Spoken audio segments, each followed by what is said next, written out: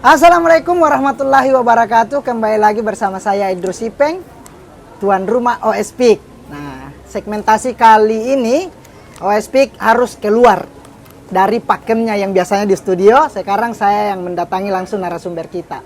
Siapa narasumber kita? Nah, saya sudah kedatangan ini merupakan tokoh yang memiliki peran penting dalam kontestasi pemilu 2024 mendatang. Nah, buat seluruh OSPIK tentunya, masyarakat OSPIK, saya langsung memperkenalkan saja siapa beliau. Di sebelah saya sudah ada Ketua Bawaslu Mamuju, Bapak Rusdin. Iya. Selamat apa nih? Sore malam. Ya. Apa ya? Petang mungkin. Penjelang petang. Oke, Kak Rusdin. Saya panggilnya apa ini, kakak apa? Yang penting tidak berpotensi ada kecenderungan ini. Apa panggilnya? Panggil sayang. Terserah saja mau panggil apa. Oh ya, oke, siap Pak Yang Ketua. biasa saja ya. Oke. Hari ini kita akan membincang banyak soal bagaimana tahapan pemilu, pengawasan yang dilakukan Bawaslu sendiri, karena diketahui bahwa pemilu 2024 ini berpotensi. Ini berpotensi loh, tidak jujur. Baru potensi. Baru berpotensi. Ya, baru berpotensi kan? Tidak jujur, tidak adil dan tidak demokratis. Ya. Tanpa ada peran penting dari Bawaslu. Garis bawahnya di situ. Ya, garis bawahnya di situ. Jadi seluruh tahapan ini tentu harus diawasi dengan baik oleh Bawaslu. Memastikan sendiri itu seperti apa? Apa yang sudah dilakukan Bawaslu ini? Ya, kalau yang dilakukan Bawaslu tentu sekaitan dengan semua tugas-tugas pengawasan tahapan. Ya, kalau secara normatif saya bicara bahwa di setiap tahapan itu Bawaslu ada untuk melakukan pengawasan, mengamati, melihat, mengkaji kan. Mulai dari tahapan penyusunan daftar pemilih, kemudian sampai sekarang DPTB-nya, kemudian tahapan pencalonan, sampai penetapan ini, kemudian nanti tanggal 28 masuk tahapan kampanye, itu semua harus kita ada di situ. Tentu Bawaslu dalam proses pengawasan ini kan selalu meminta partisipasi masyarakat, partisipasi aktif masyarakat untuk ikut membantu kami menjadi mata dan telinga dan menyampaikan ke Bawaslu sebagai bentuk informasi awal, sehingga kami bisa menelusuri, kita bisa melakukan pencegahan. Karena kan Bawaslu sendiri kan dalam periode ini kan mengedepankan dua hal. Terkait pertama pengawasan preventif dan pengawasan represif. Jadi preventif itu apa? Ya pengawasan pencegahan. Jadi sebelum terjadi potensi pelanggaran, kita melakukan pencegahan, imbauan, diskusi, berbicara, menyampaikan kepada peserta pemilu, penyelenggara bahwa ini tidak boleh, ini boleh dan sebagainya. Nah, setelah itu kita masuk pengawasan represif berupa penanganan pelanggaran dan sebagainya. Contoh misalnya nanti kegiatan kita untuk pengawasan preventif netralitas, nah, kita akan melakukan sosialisasi. Kayak tadi ini kita sudah bicara dan bersosialisasi dengan teman-teman TNI, besok insya Allah dengan Polri, kemudian setelah itu dengan ASN, baik PNS maupun P3K. Iya, di tengah keterbatasan yang dimiliki Bawaslu, ada berapa banyak saat ini petugas ad hoc yang ada di lapangan yang tersebar di Mamuju sendiri? Kalau jumlah keseluruhan kita dengan segala sumber daya struktur yang ada, kita punya 3 komisioner per kecamatan beserta sekretariat. Ditambah dengan sekretariat mereka itu ada 11 orang. Jadi total 88 orang yang menyebar di 11 kecamatan. Kemudian ada 101 orang menyebar di 101 desa dan kelurahan. Artinya bahwa di tingkatan desa desa kelurahan kita hanya punya 1 pengawas. Kemudian di tingkatan kecamatan kita hanya punya 3 komisioner pengawas ditambah dengan sekretariat. Nah, inilah yang menyebabkan SDM kita ini kadang luput dari hal-hal yang tidak dapat dijangkau secara mobile. Jadi makanya kita butuh mata dan telinga masyarakat untuk bagaimana memberikan informasi itu kepada pengawas pemilu. Di situ dibutuhkan partisipasi masyarakat melakukan pengawasan. kira-kira melihat potensi yang ada sendiri di Mamuju ini, Ya. apalagi diketahui bahwa Mamuju ini merupakan salah satu kabupaten yang memiliki indeks kerawanan yang cukup tinggi Ya, soal netralitas Ya. dan mungkin potensi pelanggaran lainnya, sehingga pemilu ini harus didorong untuk bisa damai. Itu bagaimana sendiri Ya. Bawaslu menyikapinya? Mamuju, daerah pengawasan kita ini Mamuju memang kompleks ya. Rilis Bawaslu kita berada di urutan ke-8 terkait dengan indeks kerawanan netralitas ASN. Kemudian kita ketahui bersama bahwa terkait dengan politik birokrasi ya, untuk bagaimana memenangkan elektoral ini kan sudah mulai nampak terlihat dengan adanya hubungan kekerabatan dengan pejabat dengan calon. Nah, ini yang harus kita tidak boleh menutup mata tentang itu. Nah, kami sudah melakukan beberapa langkah-langkah. Jadi kami awali dengan langkah sosialisasi. Langkah sosialisasi itu adalah bagian dari pengawasan preventif kita, pencegahan kita. Kemudian memberikan imbauan kepada partai, kepada ASN untuk tidak terlibat.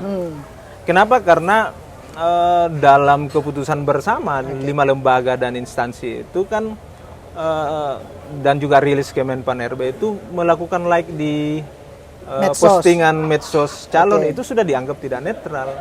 Karena komitmen netral itu sendiri paling tidak kita hanya ucapkan, tetapi bagaimana dalam perilaku kita harus selalu netral. Jadi tidak hanya dikatakan netral, tapi harus terlihat netral. Ya, Oke. Ini yang menarik sebenarnya di pemilu sebelumnya dan pemilu saat ini. Apa kira-kira yang menurut pengamatan Bawaslu sendiri yang harus menjadi perhatian serius selain soal netralitas sendiri? Ya, jadi perhatian serius kita adalah terkait dengan data pemilih ini. Data pemilih ini di pemilu 2019 ini kan kita tanda kutip amburadul khususnya di wilayah kota Mamuju dan Simboro.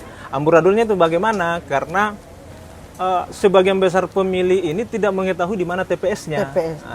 Nah, sekarang dari perbaikan evaluasi itu kan KPU sudah menerbitkan satu link cek DPT online. Nah, di situ bisa dilihat.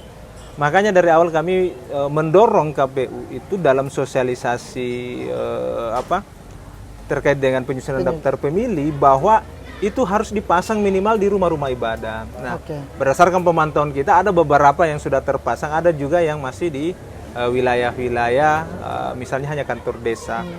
Nah, oleh karena itu dorongan kita adalah bagaimana masyarakat ini juga secara aktif, secara mandiri ikut mengecek di mana saya melalui link itu cek DPT online. Nah, itu yang penting supaya semrawut persoalan di mana dia memilih, di TPS mana dia memilih untuk pemilih hari Hana 2024 ini itu tidak terjadi lagi. Paling tidak kita bisa minimalisir. Contoh saja misalnya kayak kemarin dia berada di Karema, tetapi TPS-nya berada di Binanga. Ini kan agak semrawut. Kenapa? Karena dalam proses penyusunan di 2019 daftar pemilih itu kan tidak memperhatikan beberapa hal-hal yang perlu diantisipasi. Nah, dorongan kita di pemilu 2024 ini karena KPU sudah menyusun secara de jure berdasarkan dokumen kependudukan, maka kita berharap bahwa teman-teman atau masyarakat yang misalnya dokumen kependudukannya tidak sesuai dengan alamat domisilinya untuk mengecek ke alamat dokumen kependudukannya. Jadi memang harus ada dorongan aktif dari masyarakat sendiri juga. Harus, karena hak masyarakat ini kan memiliki hak pilih. Ya. Masyarakat ini memiliki hak pilih. Penyelenggara kan sudah memberikan ruang untuk melakukan pendataan dan sebagainya. Nah, terlepas dari apakah penyelenggara ini luput dari hal-hal itu, nah kembali di kita. Bagaimana kita aktif melaporkan diri kita bahwa saya belum terdaftar atau tidak. Nah, itu penting. Kalau masalah DPT sendiri hari ini yang dikatakan tadi masih amburadul. Bagaimana dengan persoalan yang lainnya soal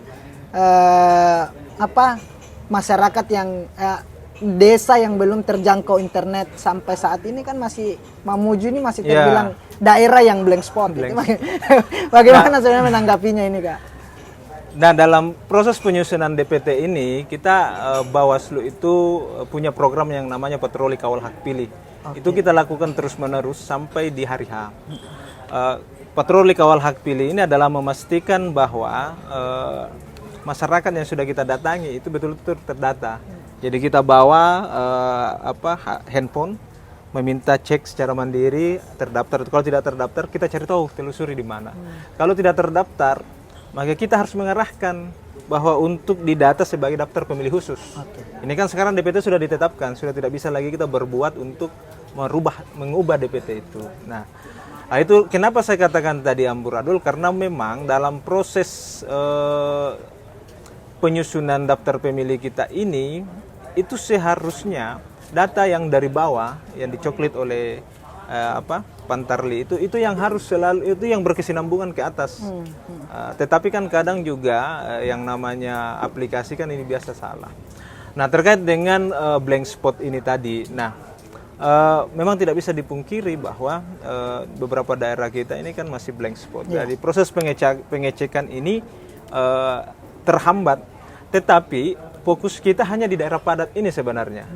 Di wilayah kota Mamuju, Simboro, ini kan yang susah untuk mencari tahu di mana tempatnya. Kalau di daerah-daerah yang pedesaan di wilayah Kabupaten Mamuju yang tidak terjangkau oleh internet, itu kan mudah saja karena satu sama lain itu saling mengenal, tetangga yang satu dan tetangga yang lain, bahkan tetangga di lain kampung itu masih saling mengenal. Beda dengan wilayah kota, apalagi di perumahan dan sebagainya, itu yang susah. Maka di situ sebenarnya dibutuhkan untuk mengecek selain melalui DPT online itu, maka diharuskan untuk dipasang di rumah ibadah kah, di kantor ya, desa. itu dorongan kita kemarin. Pantauan Bawaslu itu sudah ada beberapa yang dipasang di rumah ibadah, ada juga yang belum. Ini yang terus kita dorong. Yang menarik sebenarnya juga soal netralitas. Ini sudah ada imbauan dari Kemenpan ini soal simbol agar para ASN ini tidak berfoto, tidak berpose menggunakan simbol-simbol yang telah ditentukan ini. Betul. Itu untuk mengurangi kecenderungan supaya betul-betul ASN ini bisa netral.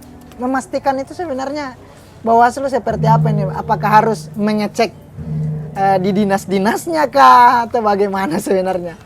Jadi kita tidak sampai sejauh itu ya. Kita tidak sampai sejauh itu persoalan harus menelisik sampai ke kamar-kamar privasi teman-teman ASN. Yang kita telisik itu adalah ruang-ruang publik. Ruang publik itu bisa medsos, ruang publik itu bisa di pertemuan umum dan sebagainya. Kenapa? Karena wilayah pribadi urusan kamu. Kamu kan punya hak pilih, ya. Tetapi hak pilih kamu jangan nampakkan. Karena kamu terikat komitmen sebagai seorang aparatur negara kan? Ya kan tidak dipungkiri ini Kak, kalau seumpama saya ini ada keluarga maju, ya sesekali saya melike itu bukan karena dia calonnya, tapi memang dia keluarga atau kakak sendiri. Nah, bagaimana itu? itulah yang saya maksud tadi, harus juga terlihat netral. Terlihat netral itu dari tindakan kita di ruang publik. Nah, yang menarik seperti ini, ada kasus bapaknya ASN, anaknya caleg. Anaknya ini kan masih masih bujang. Anaknya caleg, neneknya caleg. Anaknya caleg, kemudian bapaknya ASN. Koordinasi kita, bagaimana saya ini Pak? Apakah saya harus meninggalkan rumah? Ya kan? Iya. Karena mau tidak mau pasti pasang ini anakku. Anunya di minimal dia mensosialisasikan anaknya. Dirinya kan. Saya bilang, Pak, saya hanya minta Bapak terlihat netral di ruang publik. Karena bagaimanapun Bapak punya pilihan, ya. Karena Bapak terikat satu komitmen yang namanya aparatur sipil negara, itu saya bilang. Oh, susah ini Pak. Saya bilang, tidak susah sebenarnya. Pilihan Bapak cukup di hati saja. Jangan dinampakkan di luar. Memang dalam survei Komisi ASN terkait dengan netralitas itu kan sebagian besar karena hubungan kekerabatan. Ada dua. Pertama, kenapa ASN itu tidak netral? Pertama, karena jabatan karir. Jadi ASN ini tidak netral karena mengejar jabatan karir. Kedua, karena hubungan kekerabatan. Karena hubungan kekerabatan ini akhirnya mereka juga tidak netral. Tidak sengaja melike dan sebagainya karena semangatnya sebagai sokongan keluarga. Nah, ini yang harus kita cegah.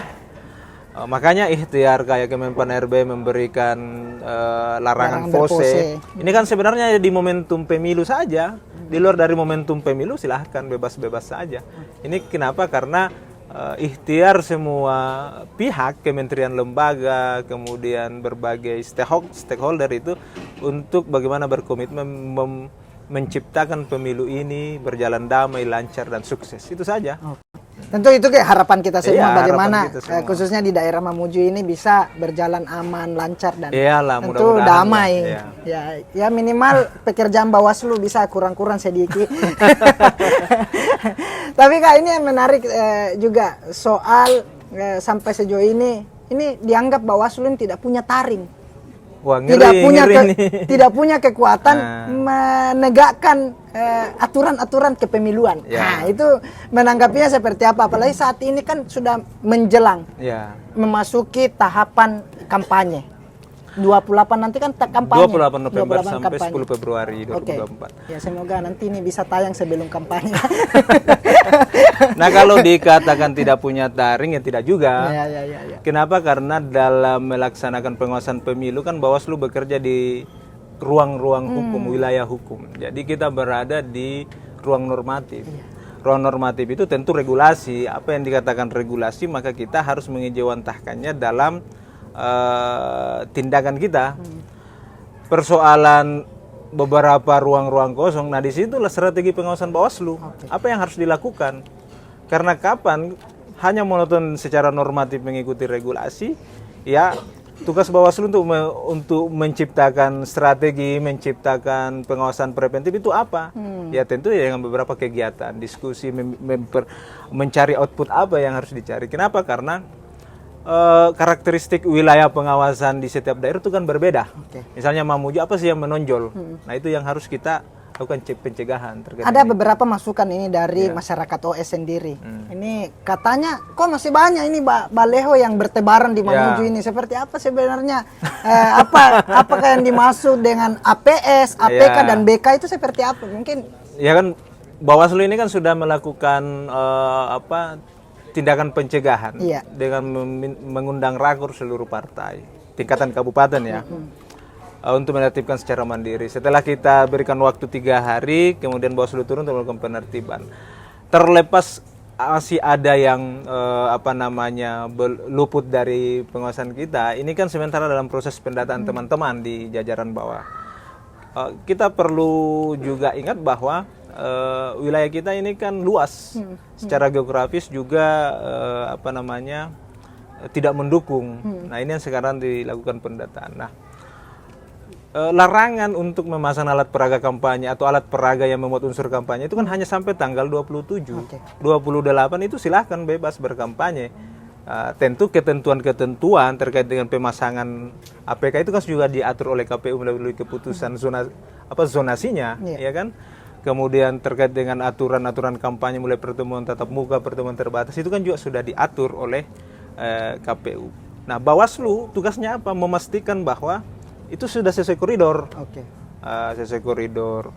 Koordinasi juga dengan teman-teman Polri. Karena kan yang namanya mengumpulkan orang kan syarat dengan gangguan keamanan dan ketertiban. Betul. Maka tentu juga ada ketentuan keterlibatan dari aparat penegak hukum ini. Makanya aturannya kan harus menyampaikan surat tanda terima pemberitahuan melakukan kampanye, dan ini yang mungkin yang harus sinergi. Kenapa? Karena pengawasan kampanye ini karena melibatkan orang, tentu pergeseran orang ini bisa saja menimbulkan beberapa potensi. Pertama, potensi pelanggaran kampanye itu sendiri, kemudian potensi pelanggaran keamanan dan ketertibannya. Nah, Bawaslu ini harus mampu mendinamisasi semua itu di lapangan. Makanya kami sebelum masuk masa kampanye ini sudah memanggil seluruh jajaran untuk dilakukan BIMTEK.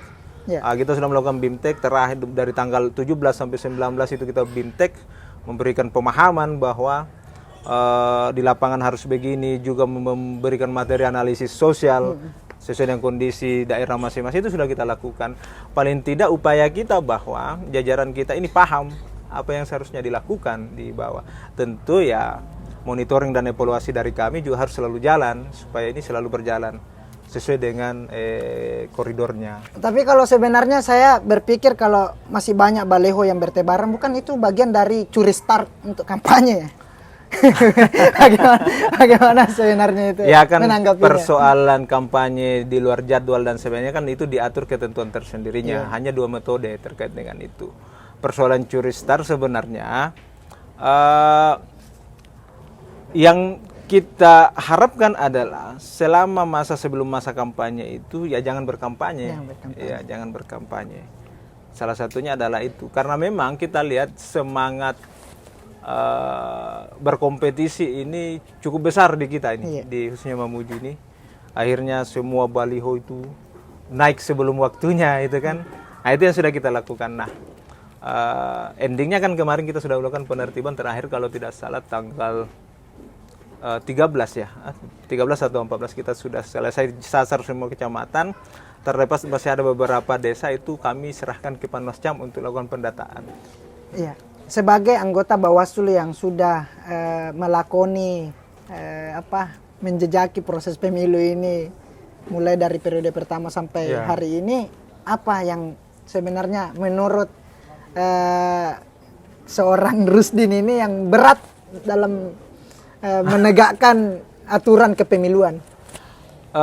Sebenarnya tidak ada yang berat ya. Oke. Memang layak ya kalau memang layak. Sebenarnya tidak ada yang berat dalam proses penegakan hukum kita. Yang penting selama dia sesuai dengan koridor regulasinya. Oke. Karena kalau kayak kami kemarin ketika kita mau memproses ya tidak ada pandang bulu, kalau misalnya melanggar ya kita lakukan penegakan hukum. Tetapi antara periode kemarin saya dengan sekarang ini itu kan untuk periode sekarang ini paradigma atau orientasi kerja Bawaslu RI itu lebih ke pencegahan. Kalau kemarin kan kita lebih ke pengawasannya. Nah, adaptasi ini yang harus kita lakukan. Kayak saya misalnya ya harus komitmennya begitu, lebih mengorientasikan pencegahan. Tapi kalau untuk sampai saat ini ada tidak yang pelanggaran yang sudah diproses di Bawaslu Mamuju ini? Untuk pelanggaran itu sudah beberapa kita lakukan proses, kayak misalnya pelanggaran administrasi yang sudah kita sidangkan kemarin. Untuk periode sekarang dengan komisioner yang 2023-2028 itu kita sudah menangani 2 kasus kemarin netralitas ASN, dan itu sudah kemungkinan sudah dikirim ke Komisi ASN melalui aplikasinya. Wah.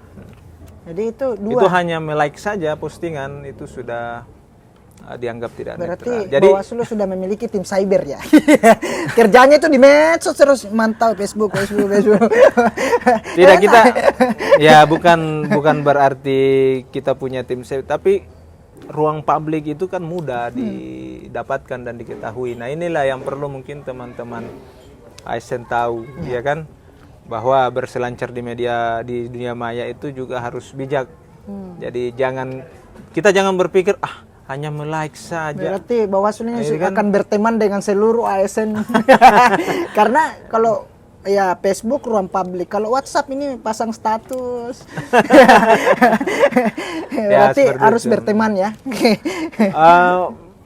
Proses yang kita temukan itu kan bukan proses yang didapatkan langsung oleh Bawaslu, tapi itu informasi. Ada laporan mungkin. Dia sifatnya informasi. Ya, ketika ada informasi maka kita telusuri. Nah, itu yang ada. Ya, itu mungkin pemilu 2024 ini tahapannya sangat berat. Ya, kenapa berat? Karena ada pilpres, pemilihan presiden, DPR RI, DPD, dan ini beririsan dengan pilkada. Bedanya dengan 2019 kan tidak beririsan dengan pilkada. Nah, tentu ya sebagai penyelenggara ya harus siap. Ya, kira-kira pekerjaannya nanti di kantor 24 jam. Ini sudah mulai terasa, saya sudah mulai jarang pulang ke rumah ini. Wah, jarang pulang.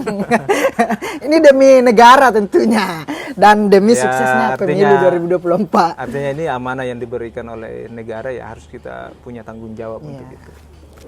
Ya, kira-kira salah satu beratnya menjadi seorang petugas negara itu adalah berani untuk siap-siap meninggalkan keluarga di rumah. Ya, artinya kan keluarga juga sudah paham. Ya. Begitu juga dengan teman-teman di jajaran itu kan kita sampaikan ke keluarga bahwa ya masuk tahapan sibuk seperti ini ya kita jarang mungkin datang ke rumah dan sebagainya. Tentu ini ada perspektif bahwa yang mengatakan kalau lemah pengawasannya maka kualitas demokrasi juga akan lemah, dan berarti ya Bawaslu sendiri punya peran besar ini. Iya, Memastikan bahwa bagaimana proses pemilu ini bisa berjalan melalui pengawasan. Iya, dalam sistem demokrasi kita ini kan ada penyelenggara, ada pengawasnya, kemudian ada juga dewan etiknya. Nah, tentu menurut saya ini adalah sistem yang komplit sebenarnya. Di lain sisi kan ada masyarakat sebagai kontrol sosialnya. Nah, salah satu indikatornya itu jika pengawasan kita tidak bagus, maka tentu potensi kualitas demokrasi menurun itu pasti selalu ada. Pasti selalu ada. Nah, makanya kalau Bawaslu itu selalu menggaungkan pengawasan partisipatif. Ayo kita semua ikut mengawasi. Makanya tagline kita kan bersama rakyat awasi pemilu, bersama Bawaslu tegakkan keadilan pemilu. Iya, kita berharap pemilu 2024 bisa adil dan tegak. Nah, kalau hari ini berbicara soal soal pilkada sendiri. Ini kan ya meskipun belum masuk tahapan pilkada itu potensinya itu lebih besar ketika potensi konfliknya ini bisa saja besar. Meminimalisir itu apa yang dilakukan sendiri? Kita kan sudah punya pengalaman 2020 bagaimana kita berada pada posisi indeks kerawanan paling rawan se-Indonesia. Potensi gangguan keamanannya juga sangat rawan, tapi kita bisa melalui itu. Sebenarnya saya ada di komunikasi saja sebenarnya dengan stakeholder, dengan semua pihak. Kita berkomunikasi bahwa memastikan kayak kita nih penyelenggara betul-betul berada posisi tengah. Jangan lenceng ke kiri, jangan lenceng ke kanan. Kalau saya trust publik itu yang harus kita tingkatkan supaya bisa proses pengawasan pemilu maupun pemilu kada kita ini bisa berjalan dengan baik. Kalau seumpamanya ada potensi saya menemukan sebuah kecurangan, kemudian saya ingin melaporkan ke Bawaslu, saya khawatir dengan keamanan saya sendiri. Ini juga menjadi problem sebenarnya. Ada perlindungan khusus kira-kira yang diberikan Bawaslu? Yang bisa kita lakukan hanya menyembunyikan identitas itu. Ya, tetapi biasanya yang seperti itu bisa dijadikan sebagai informasi awal sebenarnya. Tapi kan akan terbuka nantinya di persidangan kalau seumpamanya akan berlanjut bahwa itu seperti itu bisa kita bicarakan dengan teknis. Ya, secara teknis bisa kita bicarakan. Nah, kalau mekanisme sendiri ini ketika menemukan dugaan pelanggaran.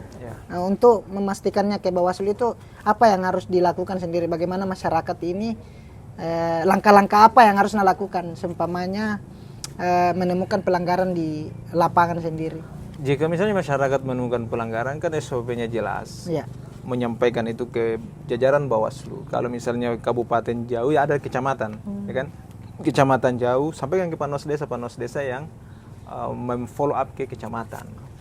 Tetapi dalam proses penegakan penanganan pelanggaran kan harus ada syarat formil dan material yang harus dipenuhi. Ini yang mungkin harus juga diketahui. Apa itu formil materialnya?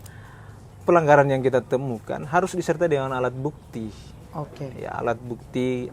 Kemudian paling tidak ada yang menyaksikan, sehingga memudahkan tugas Bawaslu. Nah, kalau dia sifatnya hanya informasi, misalnya Pak Bawaslu, saya dapatkan pelanggaran si A melakukan kampanye, sedangkan dia PNS, tanpa disertai alat bukti berupa rekaman, foto dan sebagainya, itu kami akan melakukan penelusuran kembali,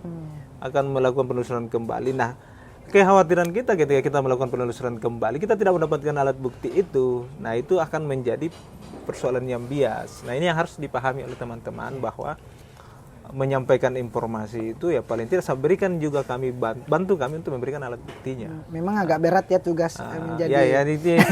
Ini kan kita berada di wilayah hukum ya. Ya, jadi itu kalau mau menegakkan pemilu ya tolong bantu Bawaslu. Ya, artinya kita sama-sama lah Iya. mengawasi ini. Kalau kita saling saling berkomunikasi, percaya, pasti komunikasi ini. Kenapa kan secara legal kan Bawaslu diberikan kewenangan untuk melakukan pengawasan, melakukan proses penanganan pelanggaran itu. Masyarakat ya bantu kami memberikan informasi ya, seperti itu. Nah, tentu Bawaslu sendiri punya harapan besar selain soal bagaimana terciptanya pemilu damai, jujur dan adil itu tadi. Apa kira-kira yang mau disampaikan ke masyarakat ini, khususnya untuk masyarakat OS sendiri nih, seperti apa? Kalau kami himbauannya adalah teman-teman sekalian, khususnya tahapan kampanye ini kan syarat dengan adanya hoax, adanya ujaran kebencian, kemudian black campaign. Nah, sebagai masyarakat yang cerdas, kita juga harus mampu menfilter itu. Sekarang ini kan kita banyak lihat di media sosial itu, baik Instagram, TikTok, Facebook, itu kan banyak meme-meme yang bertebaran, menyudutkan salah satu pihak, menyudutkan salah satu calon. Nah, kita harus cerdas memfilter itu. Caranya ya cek faktanya di Google. Jadi cek faktanya di Google, ambil garis besar berita itu, cek di Google, itu kan ketahuan bahwa ini adalah hoax atau tidak. Nah, jangan justru kita yang menjadi penyulut apinya itu. Jadi kita dapat hoaxnya, kita juga sebarkan sampai ke grup WA kita, grup keluarga, grup alumni dan sebagainya. Akhirnya menyebar. Paling tidak siklus hoax itu terputus di kita. Nah, itu yang penting yang harus teman-teman pahami. Kenapa? Karena tahapan kampanye ini itu hanya 75 hari. 75 hari itu pasti dimanfaatkan oleh para calon untuk bagaimana terlibat mempengaruhi opini masyarakat untuk memilih dia. Pasti itu payahnya. Ya, oke. Ya, itu tadi sedikit perbincangan kami. Tentu masih banyak sekali nanti nih tahapan yang akan dilalui oleh Bawaslu, dan ya potensi, kita berharap potensi pelanggaran atau dugaan pelanggaran itu bisa sekecil mungkin. Kita berharap juga bahwa pemilu 2024 ini bisa berjalan amanah, adil, jujur dan demokratis tentunya. Ya, amin lah. Ya, pokoknya selamatlah sampai selesai. Oke.